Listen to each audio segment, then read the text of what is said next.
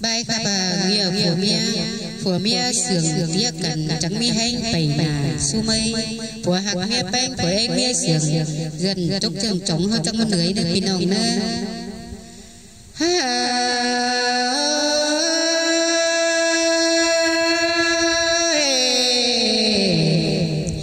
hên ta đời phủa mía thế đại lâu ma sông sông sông mi na mưa sơ đê tô nát ủ chọc cho xương sừng chắp mày na na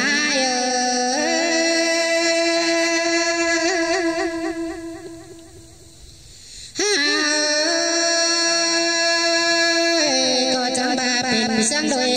thường chắp ngôi bài mày tên áp bê nga nó anh này là quá bê ngơi cứ dường hà bà cả má đều hà con miếu nặng lò xuống ha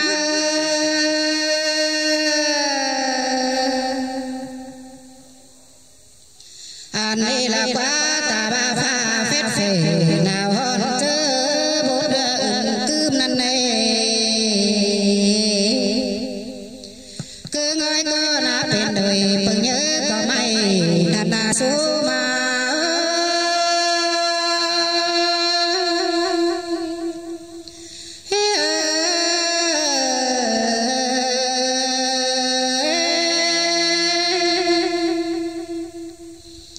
hà bà cả má đều hà con miếu tè ló bê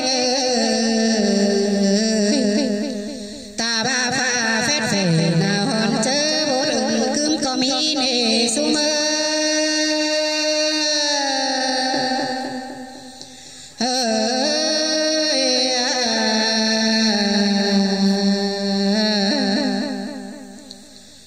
ôi ôi cứ ngồi con bên đời bừng nhớ có mày đi lơ hên tao sẽ uống chành càng trao bên ơn bài pu man ê hòa coi những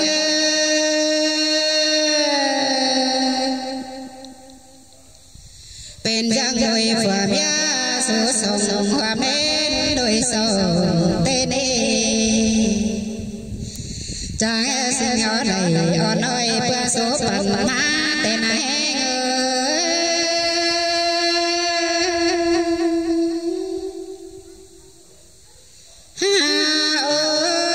ôi chẳng ba tè đầu hà nơi nào lo sữa ủi xuống mà nhớ tè đi nào hà bao đinh đầu đòi ban đầu được khiển bái này đâu có những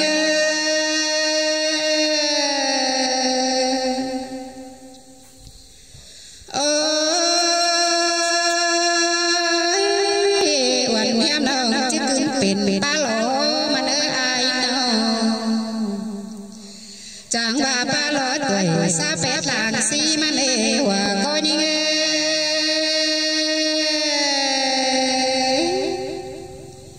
an ba bùn là sàng còn đứng nơi cái lễ ai đâu hè ba bữa tàn tan hay bây giờ sàng phùng lo nhí ngái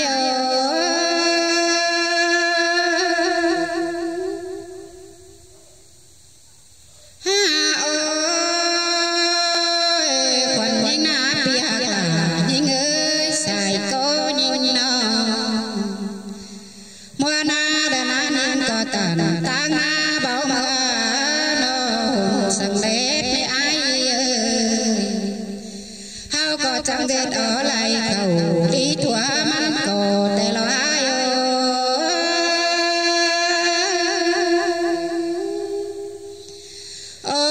ôi chẳng ba tê đấy quần nhính na ai ơi nó không lo tình mù pi lại thức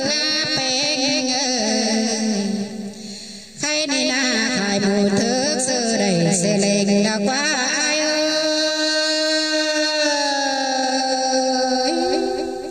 hao có sang bánh cằn khí ác phải chữ đến nơi bia cả nhưng nó hòa có những ơi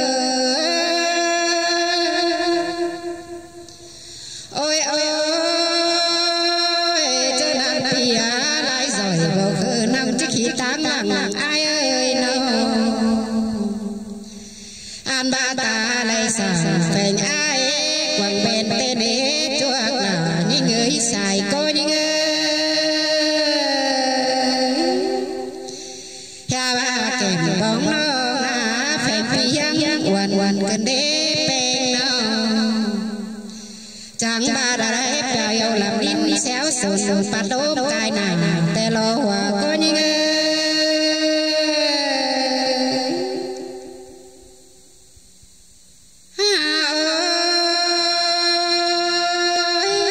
เป็นยาเลยกับบินขายฝังปูกันเด้เป็นน้องก็จะเลยหาจงฝ่าเอิญดงหาโนกายบางกันเด้เนื้อน้องปานจังเป็นทวนพ่อสนนางจุงไข่บัวมาโลแกงตอกวังเจ้าต้องฝ่าเมียยักกูได้เนื้อเปียกหลายิงเอ้ยใส่ก็ยิงเอ้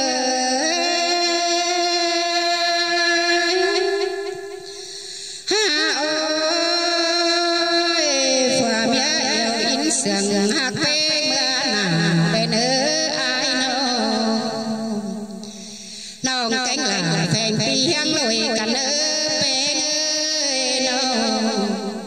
ยาบากวังจะต้องฝ่าเมียยักกูจะกันสั่งเนื้อไอ้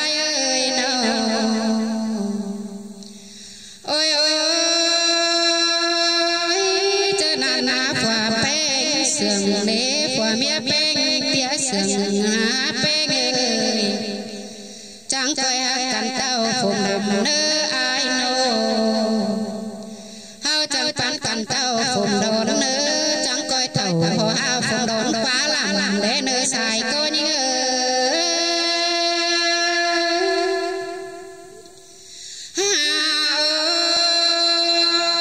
สวาฝ่าเมียยาวเตือเสียงเมื่อยามปางเจ้ามาเนเป็นน้องสู้เก่าตามจ้องฝ่าเมียเสียงแต่ได้ไอ้น้องเฮาจะคอยเจืองกันสันซาสู่ฟูมโหเตเนอจังคอยสานจ้อสู่ฟูมซื้อในเนื้อเปียกหลายิง